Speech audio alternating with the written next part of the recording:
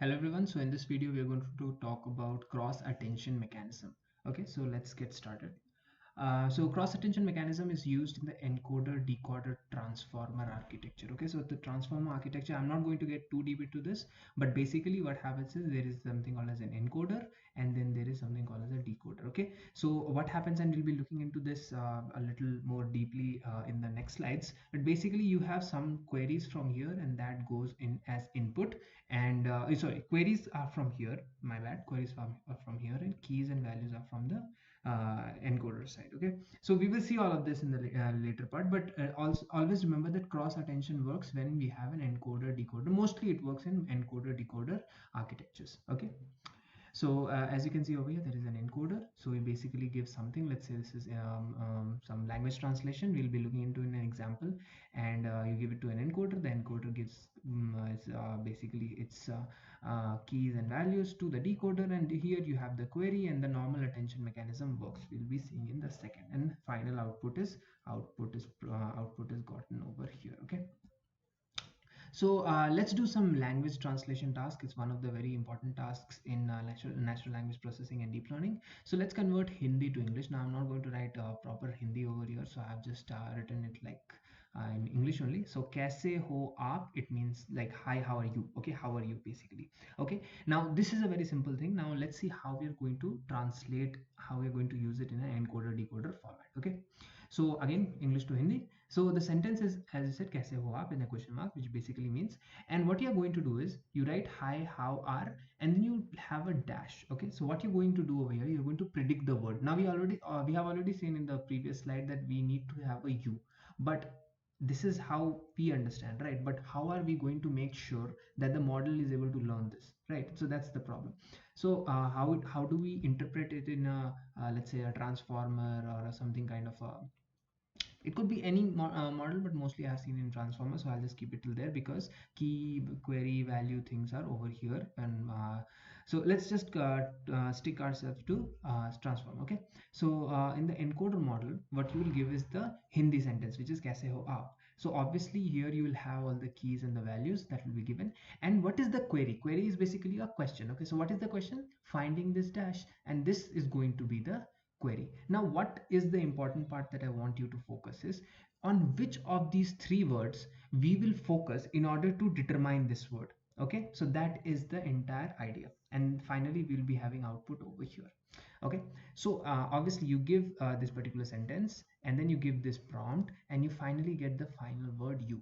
Now the question is, on which of these words will this be dependent? Well, if you are familiar with Hindi, it doesn't matter if you're not, but this you will correspond to the word aap. Okay, so basically kaise ho aap means here aap should be replaced with should be the most important word for the finding of this word you.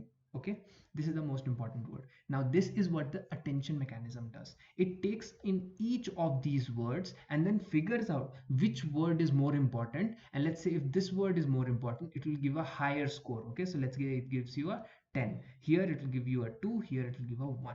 Okay, so it basically tells you which word is the most important. So since the word app is the most important, the number is the highest. And how do we know this? How do we learn this? We learn it via training our key, query and value matrices. Okay, not getting too deep into that because we have already covered that into the in the this attention series already. Okay, in self attention and multi-head attention.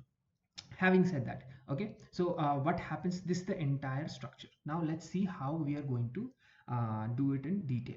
Okay, so one thing that I have already mentioned, but again I want to reiterate, is that the entire idea of cross attention, cross, the important word is cross, is that the key and the value will come from the encoder. You see over here, the key and the value will come from the encoder, while the query is a question in here is a fill in the blank.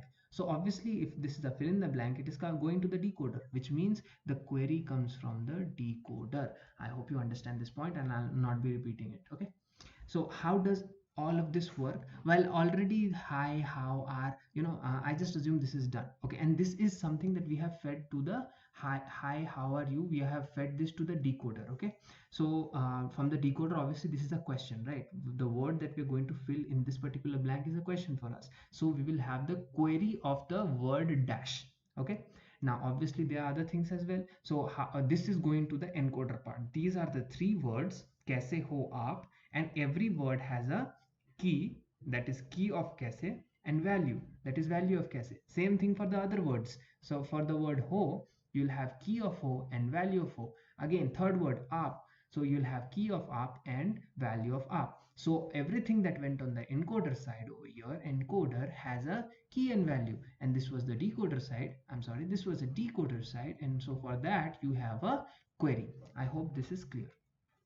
Now what we do, we use dot products. Why? Because we have to satisfy this formula. Now this formula is what we are going to find out. This is going to give us the scores, and how we are going to find the final value is something that we will see next. Okay, so what will you have? You'll have the query. You'll have the query, right? This part over here, as you can see, this is the query. So here you have your query. This is the dash, and there are three what to say keys over here: key for kaise, key for ho, and key for app. And you'll do a dot product. You can see this is a dot product. Okay, so you do a dot product over here, and then finally you get a dot product of kaise, which is this word, and a dash, which is this word. Same thing over here, you get a dp, which is dot product of the word ho, because we use the key of ho, and dash, which is over here.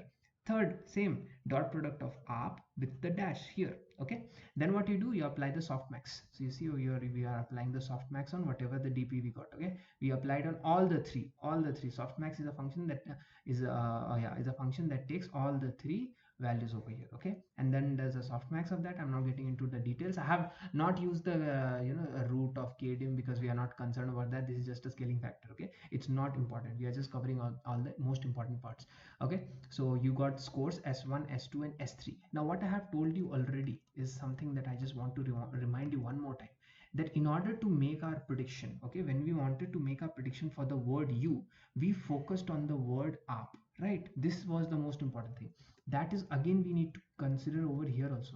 Since we know that the word up was the most important, the value of s3 is going to be the highest. The value of s3 is going to be the highest. So if you see over here, so let's calculate the final value. Final value is nothing but score, that is s1, into the value of that word. So s1 was, if you see over here, s1 was for the word kaise, right? So you do s1 and then multiplied by the value of kaise. Same thing for s2, multiplied by the value of ho, and s3 for the value of aap. Now what I'm saying here is s3, which is this particular score, is going to be significantly greater than s1 and s2, which I have already explained. Why? Because in order to decode the word for the dash, okay, how the decoding happens, that we'll see in the transformer series that will be coming next. Okay, I still have a couple of videos to upload, but I'll be uploading in a different series where I'll code. Okay, I'll code this attention mechanism in Python, but this is for a different series. It's the just next series that I'll have. But whatever the case is, that s3 is considerably greater than s1 and s2. Why that is the case? Because s3 is relating to the word up, and this up was the most important word for decoding the dash over here. Okay, so I hope you get this. Yeah, so this is the end. Code and all is definitely in the next series, so you can search for this series, code in Python, attention code in Python, and you can get it. I'll be using Pytorch over there. So I hope you like the video. If you like the video, please like and subscribe. Thank you very much, and bye.